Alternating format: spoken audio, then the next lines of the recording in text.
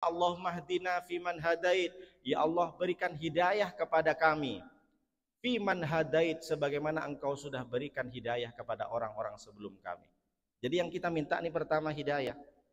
Kenapa begitu penting hidayah Pak Ustadz? Karena hidayah yang kita dapatkan hari ini, nikmat Islam dan iman adalah nikmat yang paling besar daripada yang lain. Kok bisa begitu Pak Ustadz? Iya, berapa tahun Nabi Ibrahim mendoakan bapaknya Azar. Ya Allah, berikan hidayah kepada bapakku. Seorang Nabi, Abul Anbiya. Nabi Ibrahim ini kan bapaknya Nabi. Sampai sekarang pun kita sebut, kama shallaita ala sayyidina Ibrahim wa ala ali sayyidina Ibrahim wattakhadha Ibrahim khalila. Aku jadikan Ibrahim itu adalah kekasihku, kata Allah. Kurang apa lagi? Kekasih Allah, Nabi Ibrahim berdoa untuk hidayah kepada bapaknya, tidak diterima sama Allah. Bahkan meninggal pun meninggal dalam keadaan kafir.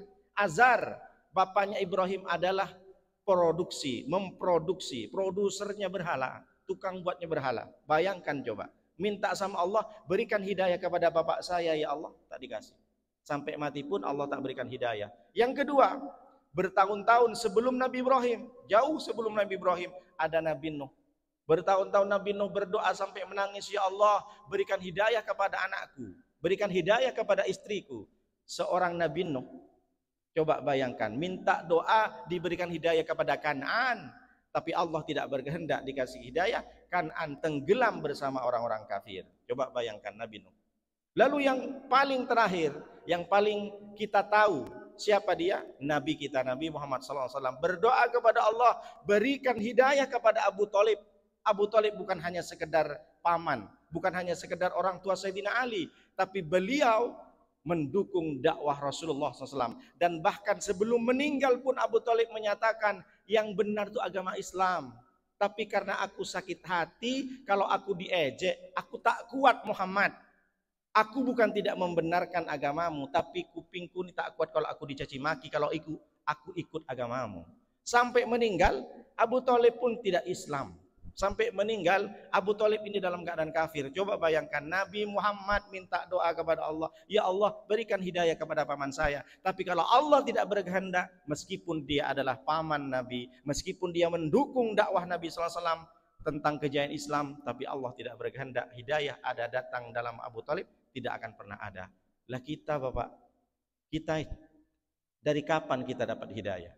Untung kita dikasih orang tua yang Islam, untung kita dikasih bapak yang Islam. Dari kecil tanpa terasa kita dididik dengan Islam, diajarkan ngaji Al-Quran. Sampai sekarang iman dan Islam masih ada dalam hati kita. Maka bersyukurlah, kita tak perlu repot-repot memberikan keletihan, memberikan apa istilahnya, merepotkan banyak orang untuk mendoakan kita mendapat hidayah. Maka setiap hari kita sholat subuh, kita minta sama Allah. Kenapa kita mesti minta hidayah kepada Allah? Innamal a'malu bil khawatim. Sesungguhnya amal itu tergantung akhirnya. Boleh jadi kita tidak tahu mati dalam keadaan apa, Pak. Apakah kita mati dalam keadaan su'ul khotimah atau hasanul khotimah? Tapi insya Allah kalau kita sering beramal soleh, sering ikut kajian subuh, sering berjemaah, insya Allah mungkin kita mati dalam keadaan bersujud. Insya Allah kita mati dalam keadaan sholat, dalam keadaan mengaji Al-Quran. Karena kita tidak tahu akhir daripada kita itu apa. Karena kata Rasulullah, amal itu tergantung finalnya. Indonesia U23 melawan Korea menang penalti, tapi ketika masuk bersama dengan Uzbekistan, bersama dengan yang terakhir ini, kalah juga. Maka orang Indonesia tak terlalu respect sama pemain U23. Kenapa? Karena akhirnya kalah. Padahal dari awal kita tapi ternyata di semifinal kalah, orang sudah kecewa dan tidak ada hiruk pikuk. Mestinya kan tetap semangat. Akhirnya tak ada. Di mana-mana orang pesta ketika menang dengan Korsel. Kenapa? Karena memang kita tahu akhir daripada perjalanan hidup kita itulah yang paling manis. Maka meskipun banyak orang beribadah, belum tentu akhirnya itu dia juga manis. Berapa banyak kita tahu kisah-kisah ahli ibadah, ahli puasa, tapi meninggal dalam keadaan bermaksiat. Naudzubillah min dzalik. Sebaliknya, ada orang yang bertato, ada orang preman, bertobat maghrib, isya dia sholat di Masjid Baitul Salam, Allahu Akbar, meninggal. Masuk surga tanpa hisab. Padahal kehidupannya dia adalah seorang preman, membunuh, minum khamar, berzina. Tapi karena dia bertobat maghrib, isaknya dipanggil oleh Allah, pas lagi baca Al-Quran di Baitus Salam. Apa tak indah?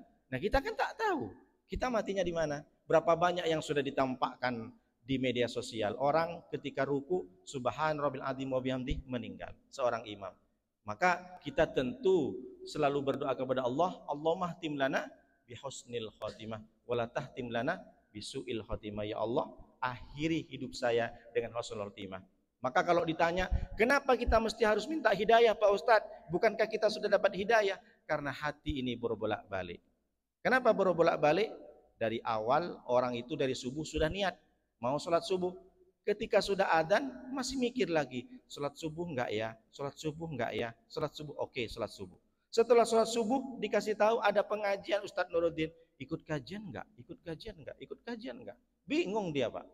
Kenapa hati ini berbolak-balik? Makanya ada doa, Allahumma ya muqallibal qulub, tsabbit qalbi ala dinika wa ala ta'atik. Ya Allah, wahai zat yang telah membolak-balikkan hati, teguhkanlah hati kami selalu bertaat kepadamu dan selalu mengikuti agamamu. Ini kan sudah jelas. Makanya kita minta hidayah. Yang kita baca setiap hari dalam salat, ihdinas siratal mustaqim. Berikan hidayah kepada kami ya Allah, sebagaimana hidayah-hidayah jalan yang lurus, sebagaimana hidayah yang engkau berikan kepada orang-orang terdahulu. Allahumma hdina fiman hadait. Berikan hidayah kepada kami ya Allah, sebagaimana engkau sudah memberikan hidayah kepada orang. Berarti kita ini tak boleh berhenti Pak minta hidayah sama Allah. Karena hidayah ini kan petunjuk bahasa Indonesianya. Petunjuk itu apa Pak Ustadz? Kalau kita ngikutin jalan ada pamflet. Nongsa ke kanan, ke kiri Nagoya. Jangan sampai salah. Meskipun kita sudah hafal jalan ke Nongsa, jalan ke Nagoya hafal, tapi ada kalanya saatnya kita akan lupa, maka kita mesti harus nengok hidayah. Berarti jangan sepelekan ketika kita minta. Jadi tiap hari, saya kan sudah Islam Pak Ustadz, saya kan sudah iman Pak Ustadz, kenapa saya minta hidayah?